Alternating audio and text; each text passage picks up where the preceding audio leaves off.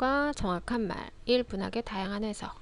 사랑하는 까닭이라는 시 2차 시입니다. 오늘 이 시간에는 작품의 다양한 해석에 대해서 수업을 해보도록 하겠습니다. 먼저 생각 깨우기 문제 3문제가 있는데요. 한 문제씩 풀어보도록 합시다.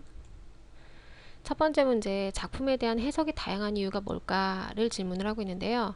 한번 생각해보죠. 작품에 대한 해석이 다양한 이유는 뭘까요?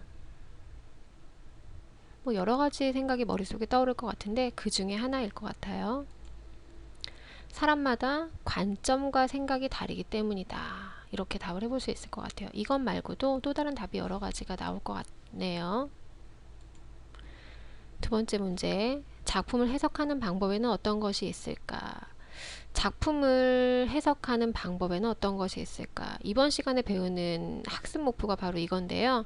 작품을 해석하는 방법은 4가지가 있어요. 그 4가지에 대한 설명을 봅시다.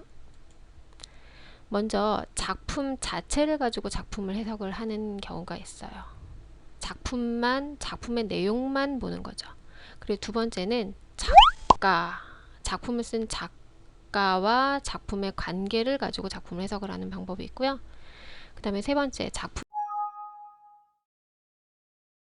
반영된 현실과 작품을 가지고 해석을 하는 방법이 있고요. 마지막 네 번째, 그 작품이 독자에게 어떤 영향을 미쳤나를 가지고 작품을 해석하는 방법이 있어요. 이렇게 4가지 방법에 대해서 이번 시간에 공부해 보도록 하겠습니다. 마지막 문제, 작품을 해석할 때 유의할 점에는 어떤 것이 있을까? 작품을 해석을 할 때 유의할 점. 여러분들이 작품을 해석을 했을 때는 다른 사람도 그렇다라고 고개를 끄덕일 수 있어야 될 것 같아요. 그래서 작품을 해석할 때 유의할 점, 적절한 근거를 들어 작품을 해석해야 된다. 근거가 적절하다면 누구나 고개를 끄덕일 수 있겠죠? 이번 시간에 배울 핵심적인 내용이에요. 이번 시간의 학습 목표이죠. 문학작품을 해석하는 4가지 관점에 대해서 공부를 할 건데요. 크게 문학작품을 해석하는 관점은 2가지로 나눌 수가 있어요. 하나는 작품만 가지고 작품을 해석하는 방법이에요. 그걸 내재적 관점이라고 하죠. 내재적 관점에 1가지가 있고요. 나머지 3가지는 작품 밖의 요소를 가지고 작품을 해석을 하는 방법이에요. 그러면 작품의 내용만 가지고 작품을 해석하는 내재적 관점에 대해서 살펴보도록 하겠습니다. 작품 자체만 가지고 작품을 해석하는 관점은 우리는 좀 어려운 말인데 절대론적 관점이라고 얘기를 해요.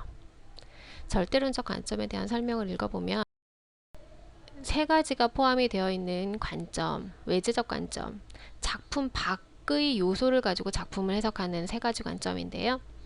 첫 번째, 반영론적 관점이에요. 이 관점은 작품과 작품 속 세계와 실제 현실 세계와의 관계에 초점을 맞추어 작품을 감상하고 비평하는 방법이에요. 이 말은 무슨 말이냐면 작품 안에 그려지고 있는 현실을 가지고 작품을 해석하는 방법이에요. 이걸 반영론적 관점이라고 하고요.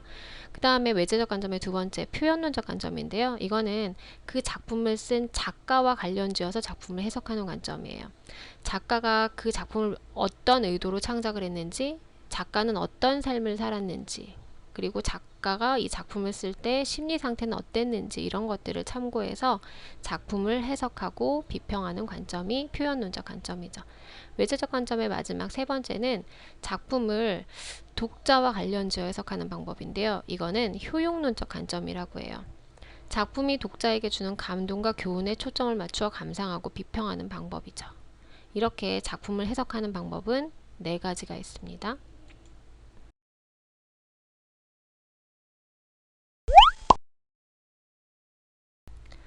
그러면 우리가 배우고 있는 사랑하는 까닭이라는 시를 쓴 한용운이라는 시인에 대해서 살펴보도록 할 건데요. 이 작가에 대해서 살펴보는 것은 여러분들이 방금 공부한 작품을 해석하는 4가지 관점과 관련이 있어요. 그래서 여러분들이 한용운에 대해서 알게 된다면 한용운이 살았던 삶과 연관지어서 작품을 해석해 볼 수도 있을 거고, 그 다음에 한용운이라는 작가의 삶과 관련지어서 작품을 해석해 볼 수도 있을 거고, 그래서 시인 한용운의 삶에 대해서 우리가 동영상을 지금 보도록 하겠습니다.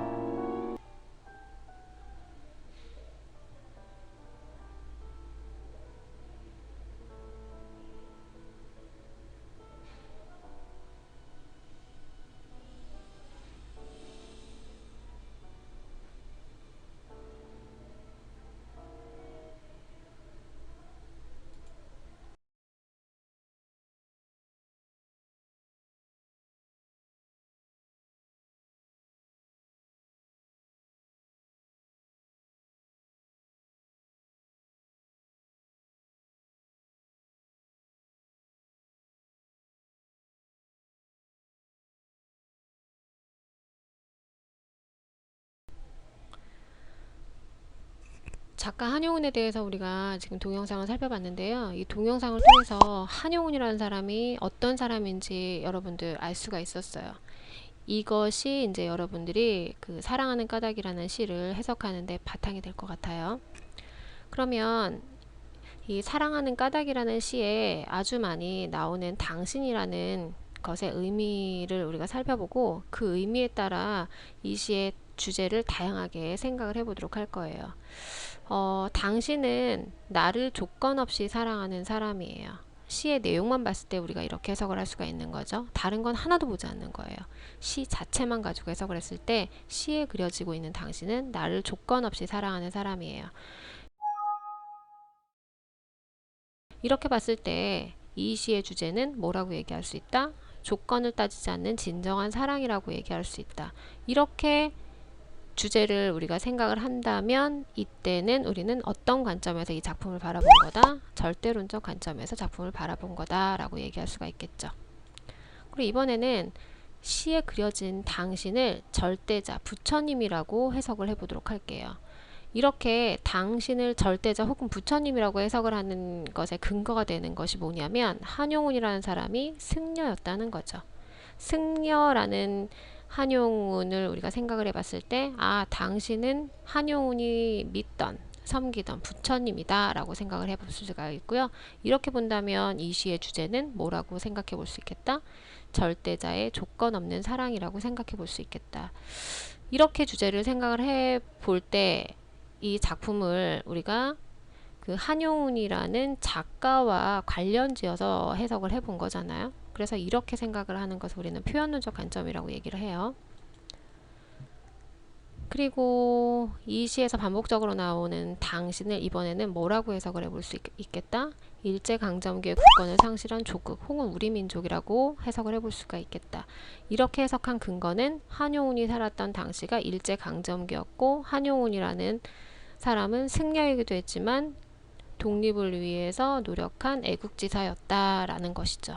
이렇게 봤을 때 이 시의 주제는 당신을 통해서 드러내고 싶었던 주제는 조국의 독립을 위한 희생 의지라고 생각을 해볼 수가 있겠고, 이렇게 이 작품의 그리고 마지막으로 여러분들이 학습지를 통해서 이제 시인 김용택이라는 사람이 쓴 시를 여러 가지 관점으로 해석을 해볼 텐데 그것과 관련해서 여러분들이 참고로 알아두면 좋을 것 같아서 선생님 동영상을 하나 보여줄 테니까 마지막으로 동영상을 보고 오늘 수업을 마치도록 하겠습니다.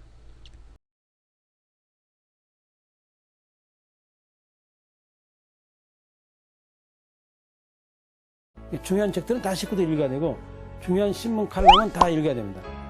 좋은 작품이 가족이 다 읽어야 비로소 완성이, 책이라는 게 가족이 다 읽어야 비로소 완성이 된다는 생각을 하고, 제가 막 막 태어났을 때부터 지금까지 살아오는 동안에 섬진강을 하루도 안 보고 산 적이 없어요. 눈을 뜨면 섬진강이 보였기 때문에. 눈을 감으면 이제 잘 때 빼놓고는 늘 섬진강을 보고 살았기 때문에 섬진강은 내 몸과 같죠. 지금도 이렇게 전주서 이렇게 기거를 하고 살고 있지만 눈을 감고 자면 전주의 풍경들은 전혀 안 보이고 시골 풍경이 이렇게 딱 떠오르죠. 눈을 감으면. 지금 눈을 감으면 시골 산이 있고, 이렇게 산이 있고, 산에 논과 밭들이 있고, 그다음에 이제 강이 있고, 강 건너 이쪽에 이제 강변이, 예쁜 강변이 토끼 불꽃도 피고 자원형꽃도 피는 예쁜 강변이 있었고, 그다음에 이제 논과 밭이 조금 있고, 이제 그다음에 마을 있죠. 그냥 마을이 바로 끝나면 바로 뒤에 뒷산이 있고, 좁은 그 계곡 속에 들어있는 그 마을들이 지금도 눈을 감으면 딱 떠올라요. 그러니까 서울가 자도 사실 잠은 시골 그 마을에서 자고 있는 느낌이 들죠. 그렇게 내가 누워있으면 강 자체가 내 핏줄처럼 내 핏줄로 이어져서 내 몸을 지나가는 것 같은 그런 느낌이 들죠. 초등학교 주로 2학년을 내가 오래 가르쳤거든요. 2학년 한 26년 가르쳤는데 2학년 아이들이 나에게 준 것은 너무 많죠. 근데 사실은 교육이라는 건 자기를 가르치는 거예요. 교육은 자기 교육이야.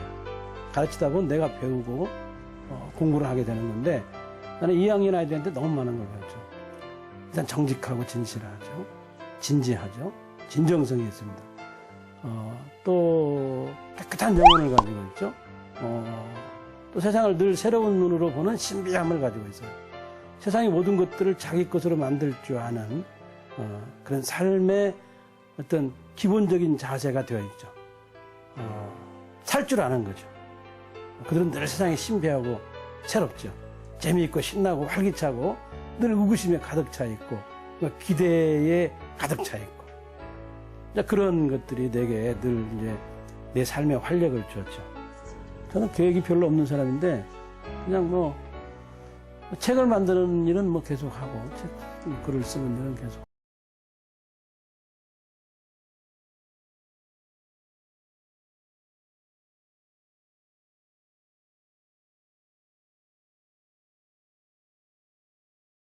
중요한 책들은 다 식구들 읽어야 되고 중요한 신문 칼럼은 다 읽어야 됩니다.